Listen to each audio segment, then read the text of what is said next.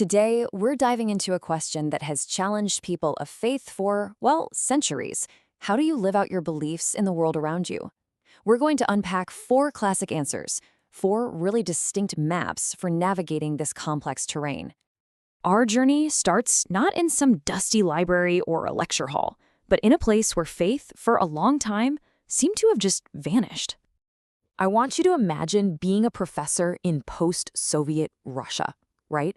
After decades of state-enforced atheism, the whole cultural landscape was just a void. The institutions felt broken, like they'd lost their moral compass. And this wasn't just some intellectual problem. It was a really deep, human crisis of meaning. A whole society was just searching for something to hold on to. That experience in Russia really brings a universal question into sharp focus. Whether you feel your culture is hostile to your beliefs or supportive, or maybe just plain confusing, you have to decide how your faith interacts with it. Do you retreat? Do you try to blend in? Do you fight back? Or do you try to build something new? Thinkers have wrestled with this for generations, and they've left us some incredible frameworks to help us navigate this whole thing. We can think of them as four distinct maps for living. Now, thinkers like H. Richard Niebuhr laid out these models in his classic book, Christ and Culture, but what we're doing here is synthesizing them into four clear archetypes.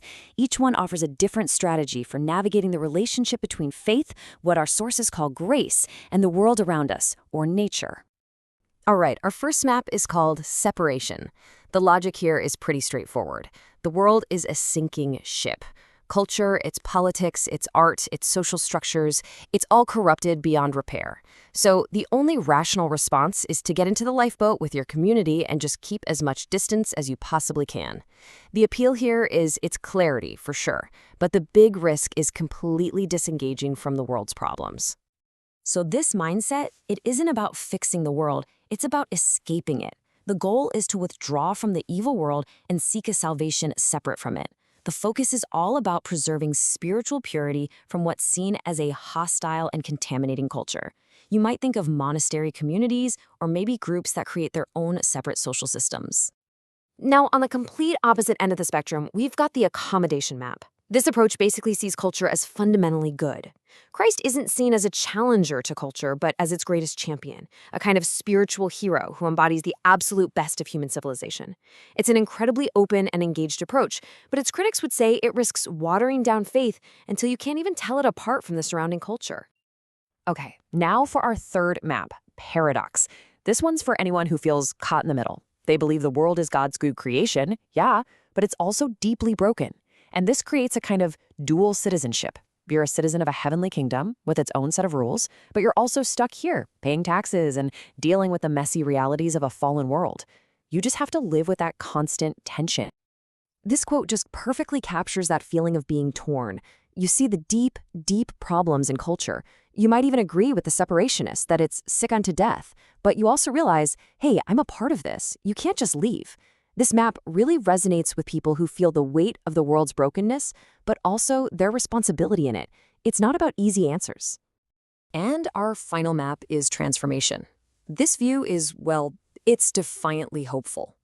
It agrees that culture is corrupted, sure, but it insists that its original goodness was never totally destroyed. So the mission isn't to escape or to accommodate or to just endure culture. The mission is to restore it.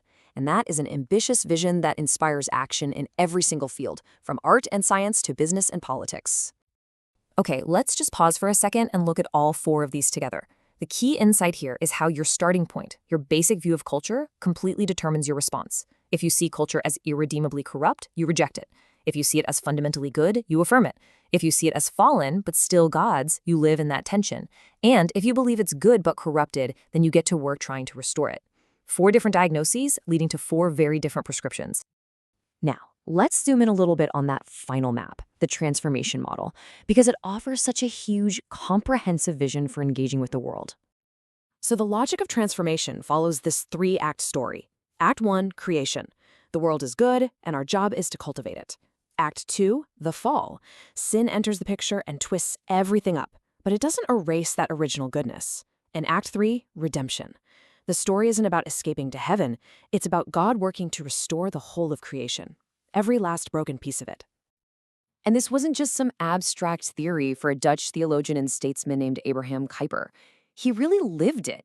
I mean, he was a pastor, yes, but he also founded a university, started a newspaper, led a political party, and even served as the Prime Minister of the Netherlands. He saw every single one of those jobs as part of his mission to restore culture. Cooper's famous quote really sums up this entire worldview perfectly. If Christ is Lord of all, that doesn't just mean Lord of your church and your prayer life. It means Lord of the laboratory, the art studio, the boardroom, and the halls of government. In this view, there's just no neutral territory. Okay, so these maps are incredibly helpful, but like any model, they have their limits. Real life is, well, it's often way messier than our neat little categories. Probably the biggest critique is that these categories can be way too broad. Sometimes they lump together people who have almost nothing in common in how they actually live. The transformation category is a perfect example of this problem. Take a look at this. All three of these groups would say they want to transform culture, but look at how differently they go about it. The religious right often focuses on political opposition to secularism. Theologian N.T. Wright talks about renewing the entire cosmos through social justice.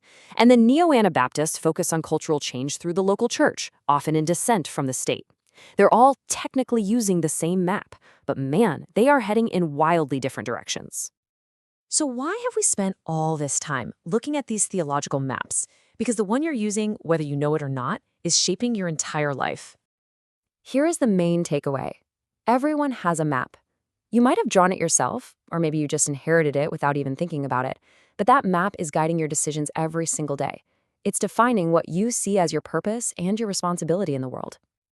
And believe me, this isn't abstract stuff. Your map dictates how you vote, or if you even vote at all. It shapes whether you see your job as just a paycheck or as a calling. It determines how you view science, what kind of art you support, and how you engage with your neighbors. Seriously, it touches everything. And that brings us to the final question, really. Looking at these four approaches, separation, accommodation, paradox, and transformation, which one feels the most like the map that you've been using? Because understanding your own default position, well, that's the first step to living more intentionally, and maybe even choosing a better way forward.